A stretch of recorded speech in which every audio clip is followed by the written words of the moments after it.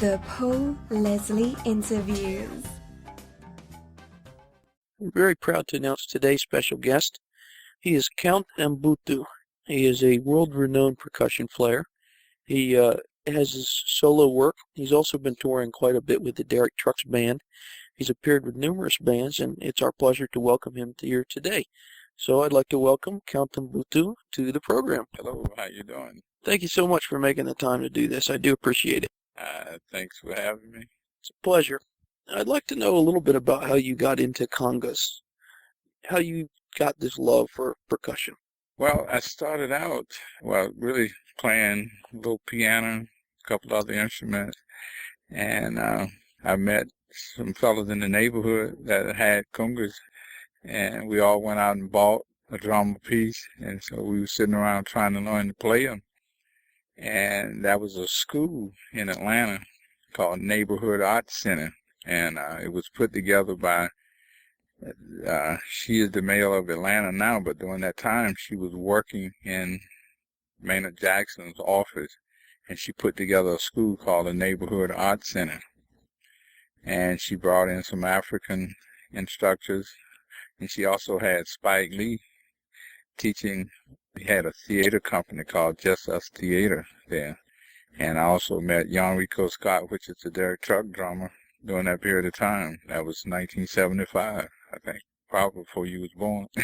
Yes. Right. And the school was called the Neighborhood Arts Center. She brought in these African teachers and taught us how to make drums and also play the drums. And after 2 years of studying African drumming, I got an associate degree in African studies, because they only didn't teach you how to make the drum and play the drum. They taught you about where the rhythm came from and what part of Africa the different rhythms originated from. And after I studied the drum for 2 years, that didn't really lend itself to playing with a band, because it was a traditional style of drumming. You had to get 3 or 4 other drummers to play the rhythm with you. And I met some Latin brothers, actually Puerto Rican brothers out of New York, and they started showing me how to take those rhythms and play all of those parts on the 4 drums yourself. So they started teaching me what they call the Latin style, the Afro-Cuban style of drumming. And pretty much the rest is history. Once I learned that Afro-Cuban style, I started going out looking for work. And I started with, so one of my first known acts was a group called the Manhattan. I did a little work with those fellas. And a lady named Nancy Wilson. The fellas called Funkadelics. I did some stuff with those guys. Later on, I met a guy named Colonel Bruce Hampton. And that's what kind of got me into the jam band market. I wasn't even familiar with this kind of music, really. I didn't even know who the Grateful Dead and all those guys were until I met Colonel Bruce. And so I got a chance to play with some fellas that I know you all know. It's called Widespread Panic. Played with those guys for the last probably 6 or 7 years. I usually work the New Year's gig with them. I sit in, and I met those guys back in the early 90s, and we did a tour called the Horde Tour, and I got a chance to play with Blues Travelers, and I can go on and on. I met the guys from the Allman Brothers, played with those guys. Actually, I worked in the Greg Allman band for a while. I was his percussionist for about 6 or 7 years ago. I did the thing with Greg, and it kind of led me to the CD that you got in your hand there. My wife, which is Graciela Lopez, she and a friend of mine named Harry Case, that's my brother in music, and he kept telling me to take those rhythms that I had studied in the African traditional drumming and make a song out of those rhythms. And so one of the first songs that I wrote was called Say a Prayer, and it came from a rhythm called timbal, because in order for me to sing, it had to be like a chant. So if you notice on that song, it's like, say a prayer for me, my hand. So it's kind of like the chant that I learned in traditional drumming. And so I think after I got that, I'm pretty good at hooks. I can come up with a hook in a moment. But for lyrics, not so well. So what I would do, I would get with Graciela, and I would hum out a melody to her, and she's great at writing lyrics, so she would take these sounds and write lyrics around the sound, because all I could think of after Say a Prayer for me was da da da da da da da da da. I would make these sounds, and she would take those sounds and write lyrics to sound. So after that, we would get with Harry Case, and he was the acoustic guitar player on this project, and also he played electric guitar. But he would play the melody out, and we had a song. So we just went from one song to the next. And the one, Que Bonita La Chica, it was kind of a joke, really. One Saturday night, I was teasing her. She was walking across the floor, and I was trying to speak Spanish, and I knew a little. I only learned the word that would get me in trouble. so I was saying, Que Bonita La Chica, she's so fine, Que Bonita La, and I was playing this rhythm with it. And so that's how that kind of came along. And then Harry got with me, and he said, man, I got this groove that Miles Davis played that would fit that even better what you got. He played it for me, so we switched from the kind of Afro-Latin thing that I was doing to that funk thing of Miles Davis. And for each song I wrote, I had certain musicians in mind. Because if you notice, I got about 28 different musicians on the project. And so for each one of the songs, because the song Say a Prayer for Me, I got 2 Widespread Panic guys on that project. I have Dave School on bass, Todd Nash on drum, and I have Chuck Leavell from the Rolling Stones on keyboard. So I had met all of these guys during the early 90s, working with a group called Aquarium Rescue Unit. So musicians tend to tell you that if you need me, call me. Some of them mean it, some of them don't. But I discovered all of those fellows that I called came out of one. I mean, the only one I couldn't reach during that period of time, I was trying to get in touch with John Popper, and his management, never let him know that I was looking for him. And he was kind of upset because he wasn't a part of this project, because most of his friends was on it, and he was like, man, I love the CD, but why you didn't get me for it? I was like, I call your office, so I give you my cell phone, I give you my home phone, so you don't go through the office anymore, call me. I was like, okay, the next one, you will be there. And from that, I had met this young man quite a few years ago. Well, actually, I met him when he was 12 years old. And Colonel Bruce brought him to a club called the Cotton Club. And his name is Deric Trucks. And I could look. I mean, he turned around and looked at me, and he had this fire in his eyes.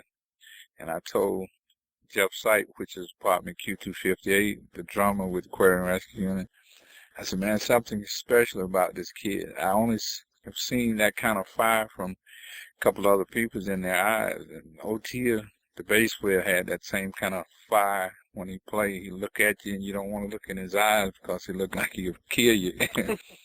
And I heard Magic Johnson say that about Larry Bird when he played. He said, don't look at his eyes because it'll scare you away. This guy's...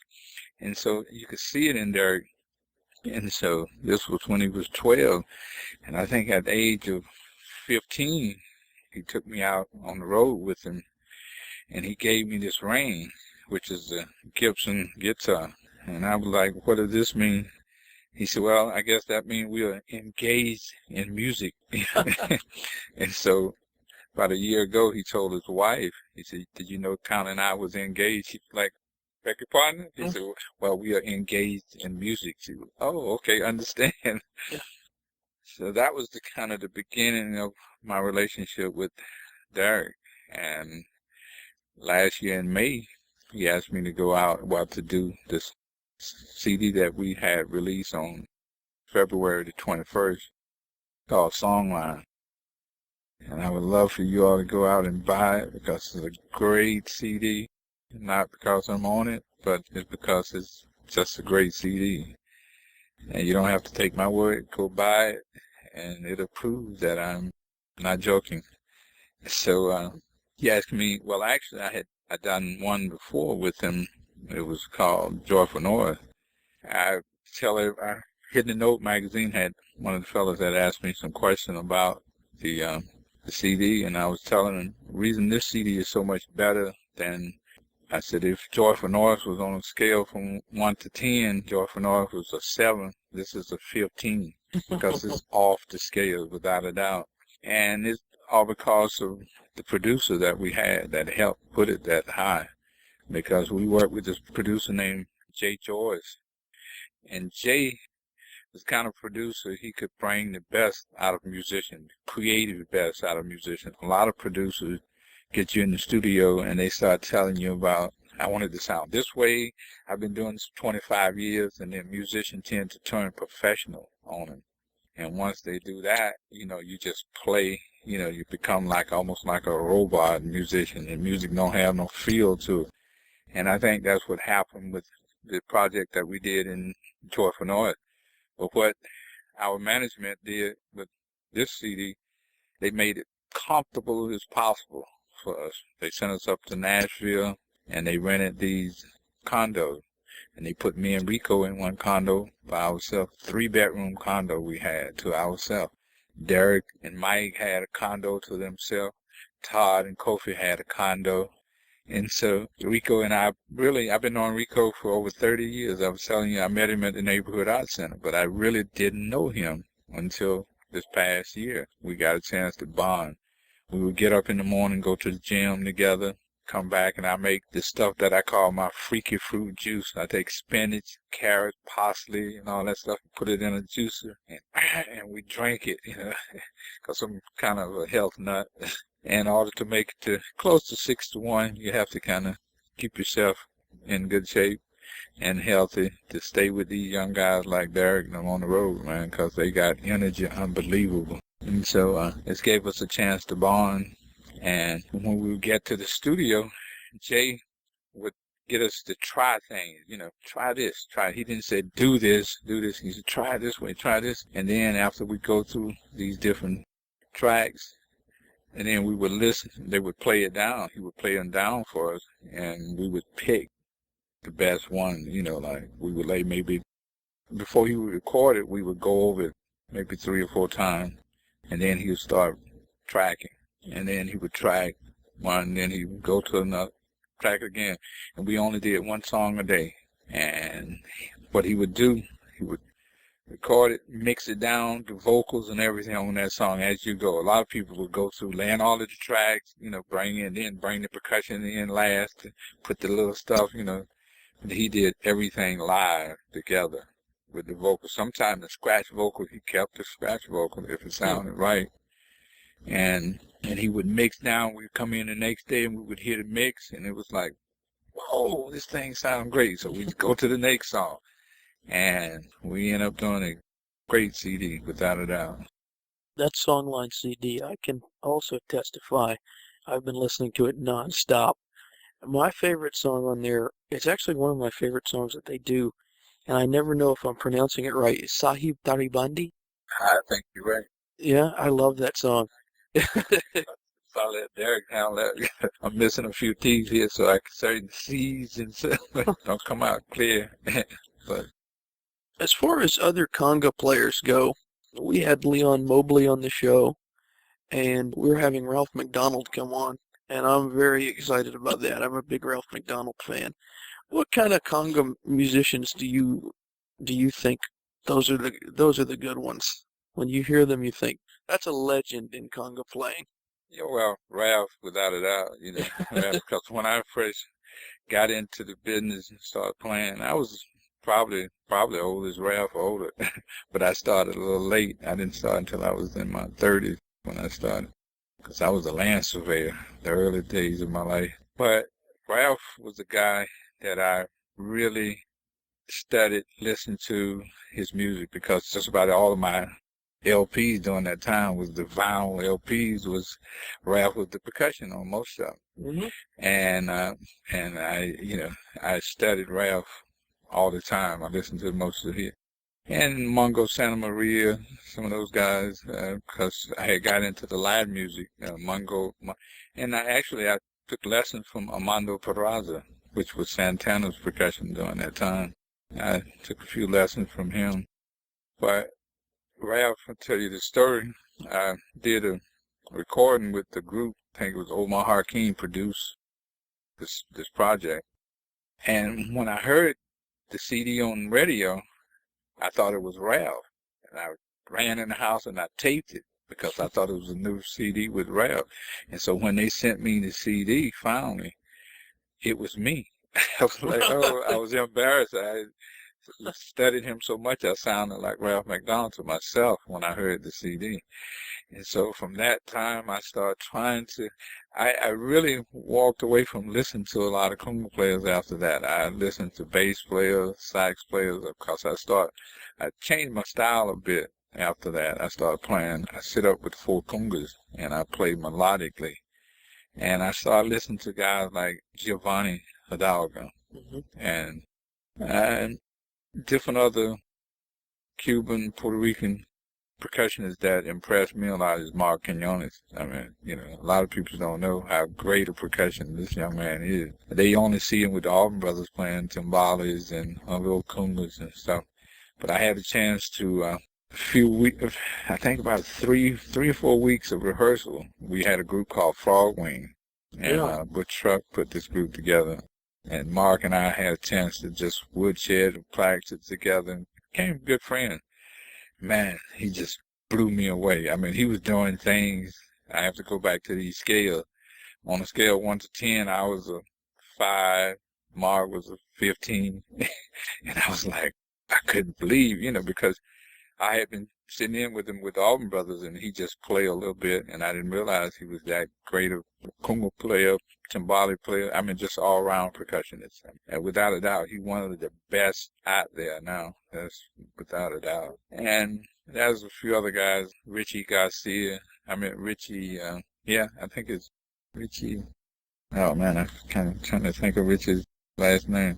But Richie, all of those guys, I just recently became an endorsee with Pearl, and most of those guys are on that label. I mean, it's not label, with the company Pearl. Rico and I just recently signed with Pearl through the help of Mark Quinones again. You know, he's the one talked with representative at Pearl and got him to interview us, and they brought us on in because we had a little misfortune a few weeks ago. Some thief came by and stole our trailer with all our equipment. Yeah, they got the whole thing. I mean, they got B3, 2 Leslie cabinets, all of Deric's vintage amps that he had. Todd, our bass player, got his amps. Got Kofi, well, I just mentioned B3, and then his keyboard set up. Got all Rico's drums, all my percussion and stuff like that. And they just drove off with the trailer. And we had been parking this trailer in the same spot for the last almost 5 years and had never had any problem. We had just got back from a tour of the West Coast. Oh, what's up? Yeah, that was young Rico Scott, ladies and gentlemen. We had just got back from, actually, we had did first of the year, we did an East Coast, New York through D.C. and all around the East Coast. We did about a month. And then we went out west and we did all the west, all the way up to Oregon, back through California. And then we flew to D.C. and did NPR. Then we did the satellite radio. And then we did Conan O'Brien show. And then we did this thing, I think it's called Must See TV, whatever. I think that's what it's called. And we drove back. And about 3 or 4 days after that, our stage manager called me and said, man, I got some bad news. I'm like, what's up? And he said that someone had stole our trailer. I'm like, oh, man.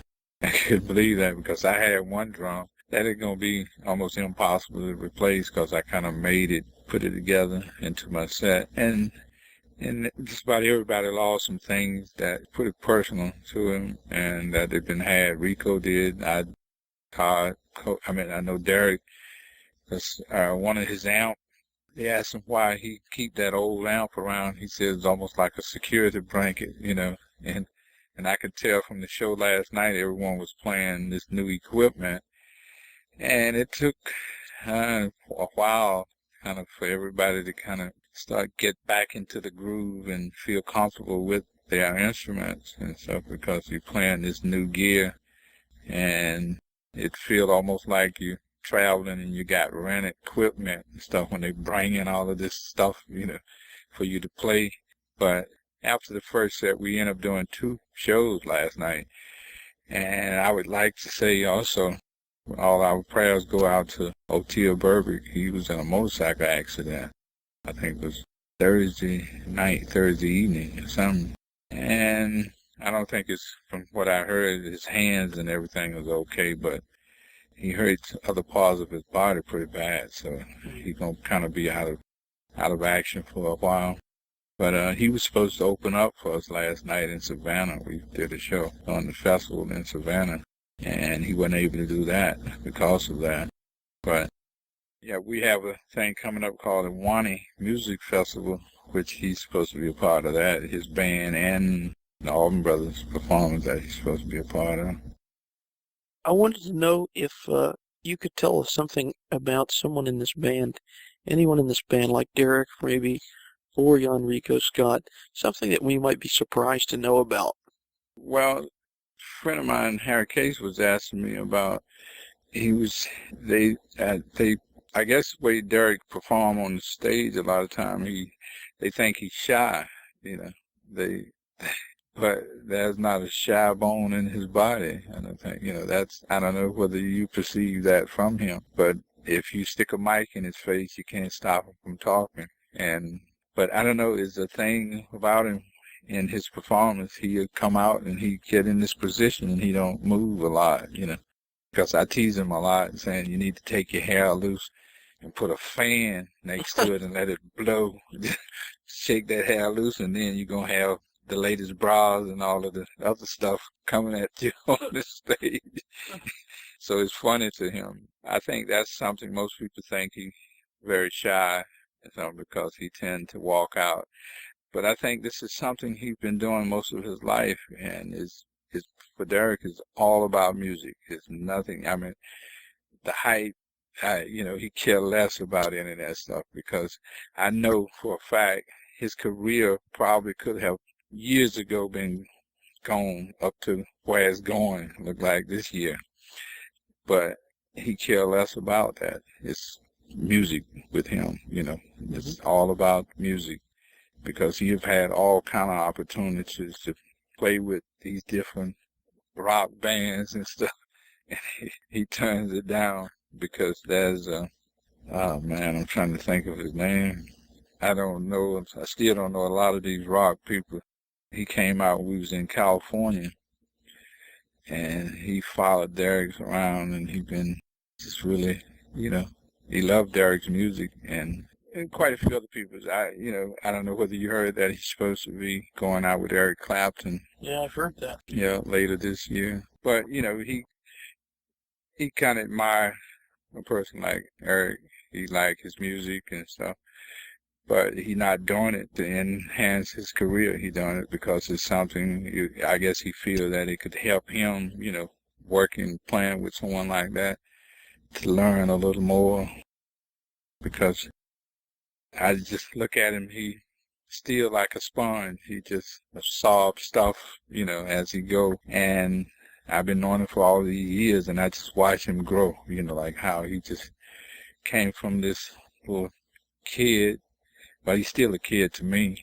But he just, it's when he play on the stage, it's almost like he's speaking to you when he play, he done got to the level where he's just really speaking to you when he talk. And we tease a lot. We tease him about, I was listening to a performance he did with the Alvin Brothers, and he and Warren Haynes was playing these solos. And I could tell when Deric speak, because I could understand everything he was saying. And when Warren was speaking, we was calling him the auctioneer, because he was playing real fast stuff, and it was like, and Deric was just putting it out there like you could understand every word he was saying. It was like, he talking to me, he talking to us, man. He telling us about how it feels. But, I listen to a lot of cats, guitar players that play. And I think that's what started me to not listen to so many other conga players, because that's the thing. Deric don't listen to guitar players most. He listens to other type musicians. And it tends to, you grow a little better. You don't tend to, because if you find someone you like I was saying about Ralph MacDonald, you end up listening to too much of it, and you end up becoming that person almost instead of them. And so I started trying to do it myself, because I learn a lot from these young men every day, how to, because I tell them, I tease them a lot of the time. I was like, when I grow up, I want to be just like you. Yeah, I want to be just like you. I think they are taking guitars out now. It's getting close to sound check time. So This program does go out all over the world. So what would you, Count Mbutu, like to say to the world? I would like to say, I think where you look now, I'm a permanent member with the Deric Trucks Band. I hope that it continues, because I've been working with him continuously since then. So if you see the record, the song line, go out and buy it. If you see any advertisement that the Deric Trucks Band is coming to your city, buy your ticket, come out and see us. And I think that's one of the things. And I think we're going to have a great year. Well, thank you so much for taking this time. I do appreciate it. Thank you very much. Thank you for having me.